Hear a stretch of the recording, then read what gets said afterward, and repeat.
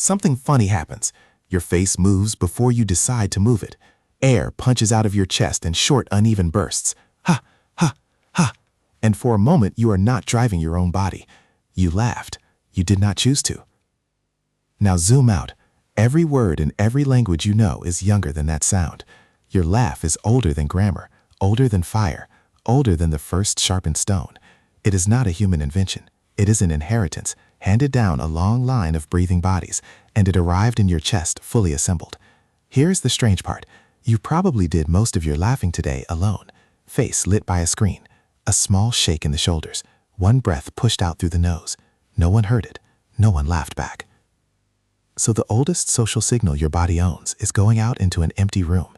Your ancestors laughed too, constantly, and they were not laughing at jokes. By the end of this, you will know what laughter was actually built to do, and why yours has quietly stopped doing it.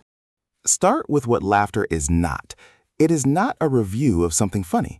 A psychologist named Robert Praveen spent years doing something almost nobody had done. He listened. He and his students walked through shopping centers and sidewalks and parties and wrote down real laughter as it happened in the wild. Hundreds and hundreds of episodes. Then they looked at what came right before each laugh. Mostly, nothing funny. I will see you later. Are you sure? Look, it is Andre. Ordinary sentences, ordinary moments. Only a small slice of all that laughter followed anything you could honestly call a joke. He found something else. The person doing the talking usually laughed more than the people listening. Read that again. The speaker is not being entertained by their own words. They are doing something else with that sound. And the laughs landed in a strange place, almost never in the middle of a sentence. They arrived in the gaps, at the end of a phrase, like a kind of punctuation. Speech and laughter never fight for the same doorway, which suggests laughter is not an interruption of language. It is older, and language grew up around it. Look at a child. Babies laugh long before they can say anything at all, and children born both deaf and blind, who have never once heard a laugh, still laugh. They have never seen a face break open with it either. Nobody taught them. The sound was already in there, waiting, like a heartbeat. There is a face that goes with it too. Watch two young chimpanzees wrestling and you will see it. Mouth open, teeth showing, no aggression in it at all. Researchers call it the play face. It is the same shape your face makes. You have seen it on a friend from across a room, and you knew instantly that nothing bad was happening. Now, push back further than people. A researcher named Marina Davila Ross recorded something delightful and slightly absurd: tickled great apes. Orangutans, gorillas, chimpanzees, bonobos, and human infants, all producing the panting, rhythmic noise that tickling drags out of a body. When the sounds were compared, the pattern of similarities lined up with the shape of the family tree. Not coincidence, not imitation. Laughter is shared equipment, inherited from an ancestor none of those species ever met. Go further back and it gets stranger. Then there are the rats. The neuroscientist Jacques Panksepp found that tickled rats make a high chirping sound, far above anything your ears can pick up. And the rats came back for more. They chased the hand. So somewhere very deep in the mammal blueprint, there is a sound that means one thing. This is play, and I want it to continue. That is the answer. Laughter was never a comedy response. It is a safety broadcast. It says, my teeth are showing, but nothing here is a threat. It says, this is play. Stay. Keep going. It is the sound of a body announcing that the danger is off. Try to tickle yourself. Go on. Nothing at all happens. Your brain predicts your own hand and cancels the feeling before it lands. And that tiny failure is the whole story. The reflex is not about the touch. It is about the other person. You cannot be the sender and the receiver at once. The system refuses it. The need for someone else is built into the wiring, right at the bottom. Now picture a real night. 20 or so people, a fire, plain of grass going black at the edges. Someone walks back with water, hits wet ground and goes down hard. Nobody is hurt, and the circle detonates. One person, then four, then everyone, breath tumbling out of them in the same broken rhythm. A child with no words yet joins in perfectly. Nobody explained the joke because there was no joke. There was a shock, and then a signal that the shock was survivable. That sound carried a long way out into the dark, and everybody inside the circle got the same message at the same instant. We are all right. The night is not winning. You can stay. Something real happens to a group that laughs together. Muscles let go, breathing falls into step. Researchers who study social bonding, Robin Dunbar among them, have found that shared laughter raises how much discomfort people can tolerate, which points at the body switching on its own painkillers. A group that laughs has just chemically agreed to keep each other. It is grooming, done with air instead of hands, and it scales. You can only pick fleas out of one friend at a time. You can laugh with 20 at once. There are two laughs living in you, by the way. The neuroscientist Sophie Scott has spent a career separating them. One is involuntary. It comes from old, deep machinery, and it takes your body away from you. The other is voluntary, the polite one, the one you produce in a meeting to keep the room warm. Listeners can tell the difference almost instantly, which means the fake one is not a failure. It is a second tool, built later, on top of the first. But only one of them can drop a group into the same rhythm. So laughter is a tool for holding people together, and it runs on breath. It only works out loud. It only works with someone else in the room. It has one requirement, and the requirement is another human. Which brings us back to you. So count today. How many times did you laugh, and how many of those times was another human being actually present? For most people now, the answer is uncomfortable.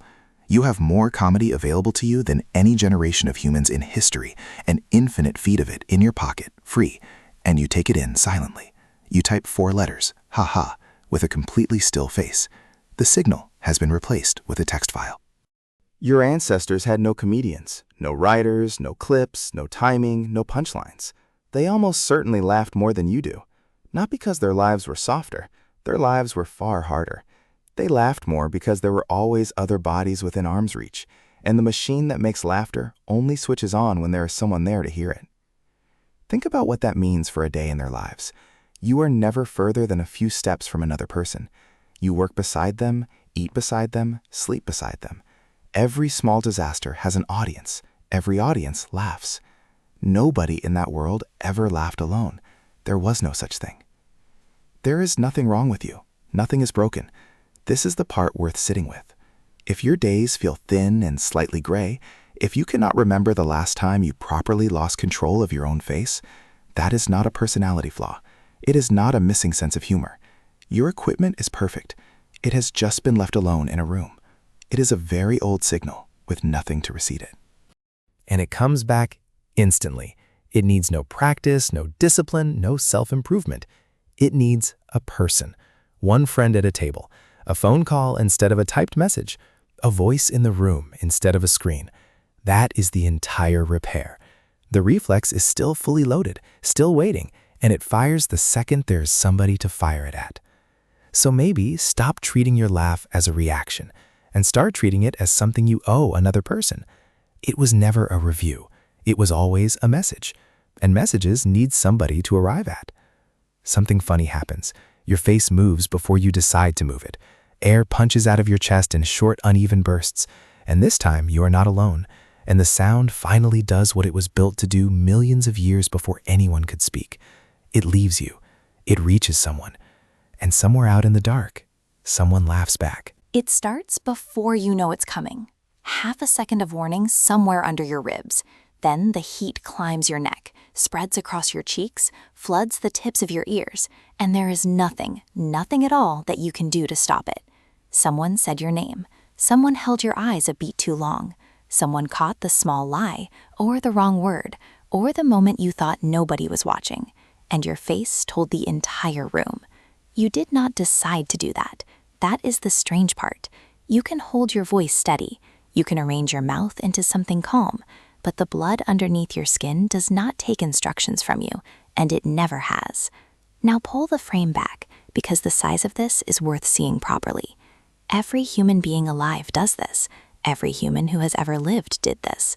Across every continent, every language, every shade of skin, the machinery is identical, and no other animal on this planet does it. Not chimpanzees, not gorillas, not your dog, not one. Charles Darwin spent years gathering reports of human expressions from correspondents scattered around the world, and when he wrote about this one, he called blushing the most peculiar and the most human of all expressions. The most human, not the most useful, the most human. And here you are, thousands of generations later, sitting in a meeting or standing at a counter, feeling your face go hot for a reason you could not defend out loud, wishing you could simply switch it off. You cannot, and that is not a fault in the design. That is the design. Somewhere far back in your ancestry, your body was handed one signal it is forbidden to fake. Hold on to that, because by the end of this, you are going to understand something uncomfortable. The thing you are most ashamed of is the exact thing that got your ancestors trusted. Start with what is actually happening in your face. When you are startled or threatened, your body releases its alarm chemistry, and almost everywhere in you, that chemistry does one specific job. It narrows your blood vessels. It pulls blood away from your surface and drives it inward toward the muscles that might have to run. That is why fear goes pale. That is why cold hands and terror feel so similar. Your face does the opposite. The vessels sitting under the skin of your cheeks are unusually wide, unusually close to the surface, and unusually dense, and they respond to that same alarm signal by opening instead of closing. Blood floods forward into the thinnest, most visible tissue you own. Your body takes the most private information it has and pushes it to the outside of your head, in color, at speed, where everyone can see it. Does that sound like an accident to you? Look at what it is doing more carefully. This response is not triggered by danger. A falling rock does not make you blush. A car swerving toward you does not make you blush. What triggers it is being seen. It fires when you become aware that another mind is holding an image of you and that the image might be unflattering. It is not a fear response at all. It is a social one, and it requires you to model somebody else's opinion of you before it can even begin. That is an enormous amount of cognitive machinery to spend on a color. It also does not arrive at birth. Babies do not blush. Blushing appears later in childhood, at roughly the same time a child works out that they are a separate person who can be looked at and judged. The blush arrives with the self. It is not something your body learned to do. It is something that switches on the moment you understand there is a you to be embarrassed about. Now go back and stand inside a moment where this mattered. Picture a small band on open ground, near the end of the day. Everything anyone owns is carried. Everything anyone eats is shared, or it is not there tomorrow. There are no police here, no courts, no contracts, no written record. There is only what people remember about each other, and there is nowhere else to go. Somebody takes more than their share. It is small, a little extra held back and hidden, and somebody sees. In this world, that instant is genuinely dangerous, because a group like this survives on the belief that everyone will keep giving when they have nothing back yet. A person who quietly takes extra is not just rude. They are a threat to the only insurance policy anyone has.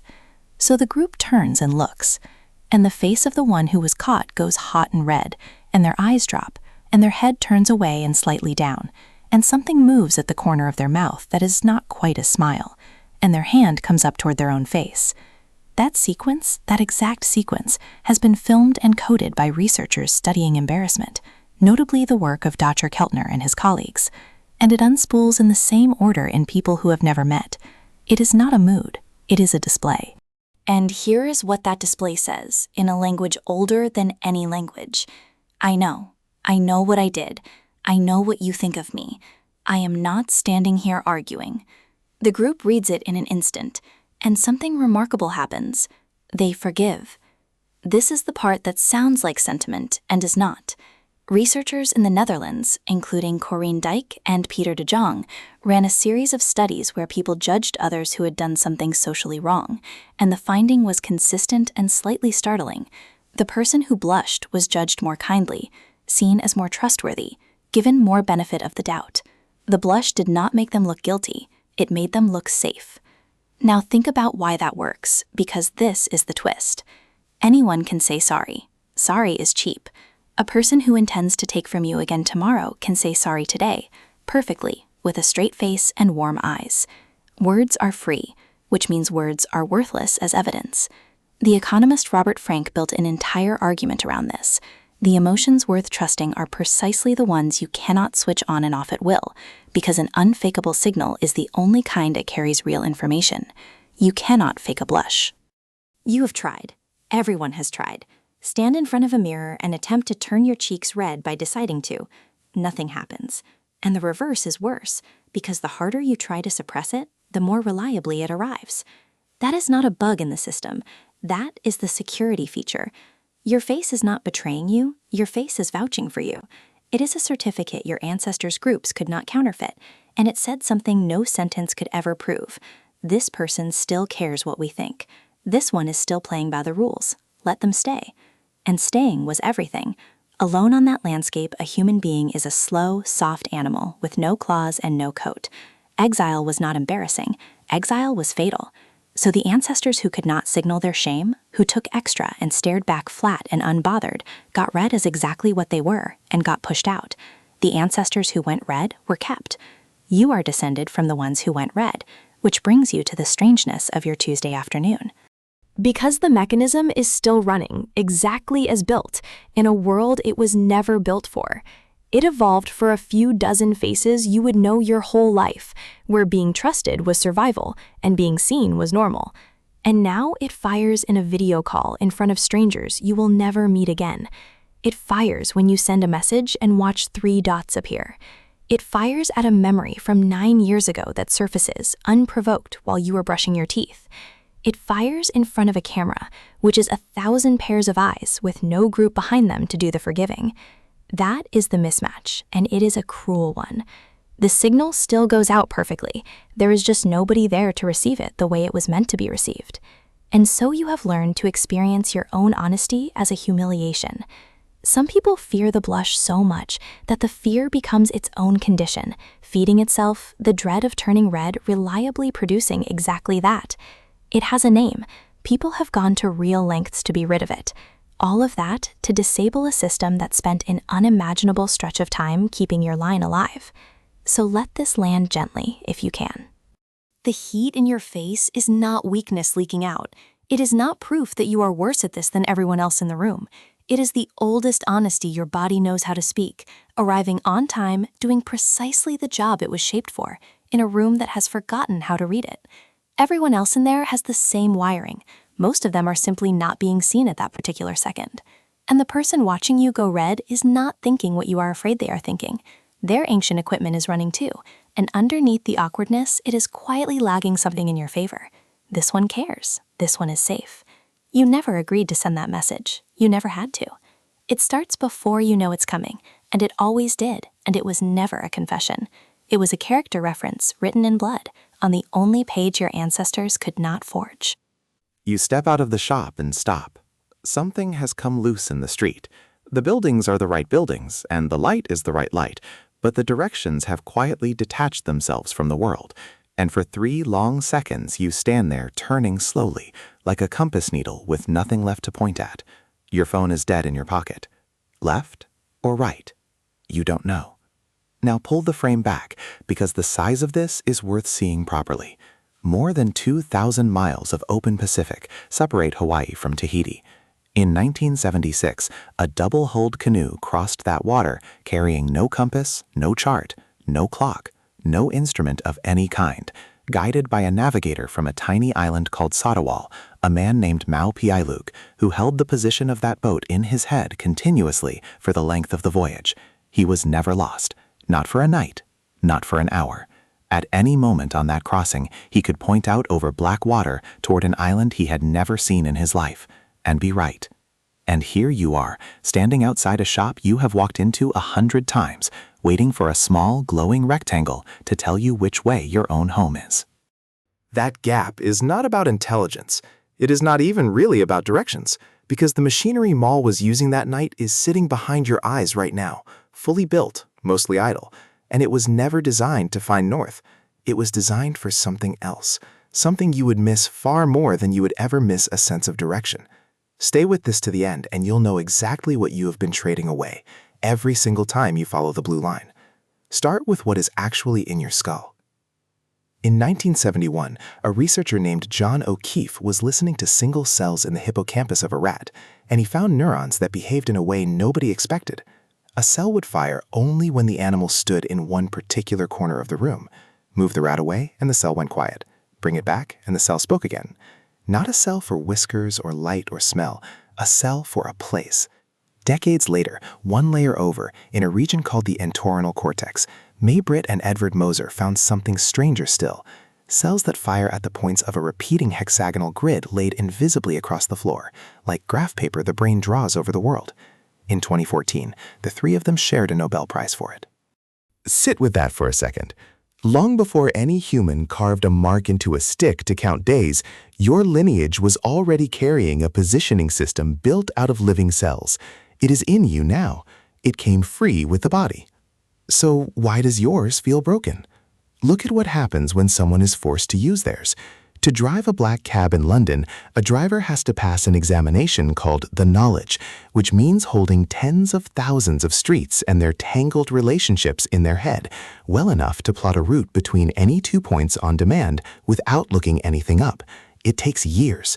Eleanor Maguire and her colleagues at University College London scanned those drivers and found more gray matter in the back of the hippocampus than in people who had never done it. Then they did the harder study, the one that actually settles it. They followed trainees over years of study. The ones who qualified showed the change. The ones who gave up did not. The map region of an adult human brain grew, physically, because its owner spent years making maps. It is not a fixed gift. It is a thing that appears when you use it and thins when you don't. Now listen to what happens when a whole language demands it. In far north Queensland, there is a language called Gugu Yimithir, described in detail by the linguist Stephen Levinson and others, and it has almost no words for left and right in the way you use them. You cannot say the cup is on your left. You say the cup is to the north. The ant is on your southern leg. Move to the other side of the table, and the same cup is now correctly to the south.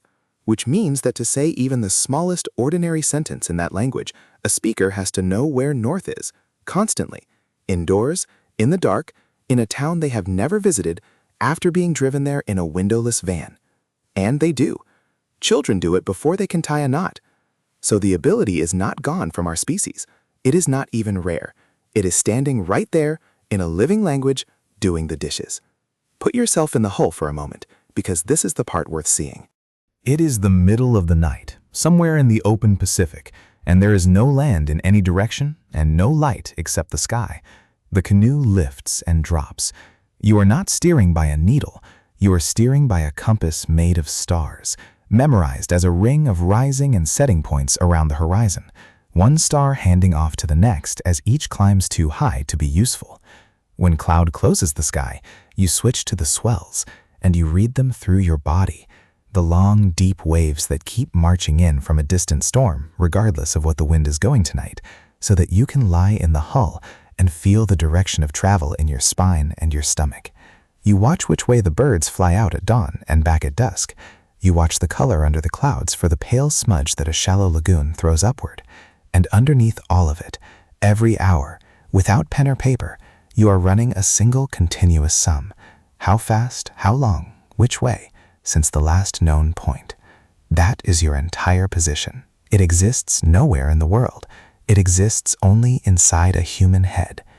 Lose your concentration for a day, and you do not get lost slowly.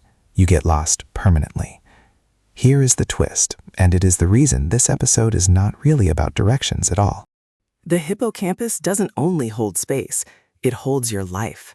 The same structure that fires for corners and doorways is the structure without which you cannot lay down a new memory of an afternoon at all. We know this with an awful precision because of a man named Henry Molaison, whose medial temporal lobes were removed on both sides in an attempt to stop his seizures, and who afterwards could hold a conversation and lose it the moment you left the room, for the rest of his life. In 1978, O'Keefe and a colleague, Lynn Nadel, published the argument that pulled these two things together, that the brain builds a map, and that our memory of our own experience is built on top of it. Which is why you remember where you were when you heard the news, why a smell drops you into a specific kitchen, why every memory trick invented across 3,000 years, from orators in the ancient world to competitors at memory championships today, works by the same method. Take the thing you must remember and put it somewhere. A room, a road, a house you grew up in. Your ancestors did not have a sense of direction and a memory. They had one organ doing one job, and the job was this: keep a running model of where you are and what happened there. So the honest question is not whether you are bad at directions. The honest question is, what happens to that organ when nothing ever asks it to build anything? Because there are two completely different ways to arrive at a destination, and they use different systems. One is to hold a map, to know that the river is over there and the station is behind you, so that if a road closes, you simply reroute, because you understand the shape of the place. The other is to follow a chain of instructions. At the lights, turn left. In 400 meters, turn right. Veronique Bobat and her colleagues have spent years showing that people lean by habit toward one strategy or the other, and that they do not exercise the same tissue. Turn-by-turn navigation is the second kind, in its purest form ever invented. You arrive, on time, with nothing built. You have been to that street, and the street is not in you. And it will not stop at streets, will it? The feed decides what you see next. The player decides what you watch next. The route decides where you turn next. Instruction after instruction, each one correct, none of them adding up to terrain. And then you wonder why the last few years feel smooth and featureless, like a corridor you were walked down, rather than a country you crossed. Be careful with this, though, because the cheap version of this idea is wrong. Nobody has shown that a phone erodes your memory. What has been shown is quieter and far more interesting. The map is built by the act of making it, and only by that. So no, you are not broken and you are not getting worse as a person. You were simply never asked. You grew up in the only period in human history where knowing where you are became optional, and a system that thrives on being needed was never needed. That is not a character flaw. That is a set of conditions. And the London cabbies are the proof that it is reversible in a fully grown adult brain, because their hippocampi changed while they were middle-aged men learning streets. You do not have to cross an ocean to get it back. Before you open the map, guess. Point it where you think home is, and then check. Come back a different way than you went. Notice where the sun sat when you left the house. When someone gives you an address, find it on a map before you leave, not during. Every one of those is a small refusal, and each one asks the oldest part of your navigation system to do the thing it has been waiting to do since before your species had a name for itself. You step out of the shop and stop. The street is the same street, but this time you don't reach for your pocket. You stand still for 3 seconds and ask the older question, the one Ma was answering every hour of every night out there in the dark. Not which way is home, where am I? And somewhere behind your eyes, in a room full of cells that have been quietly waiting your entire life, something turns over, catches, and begins to answer.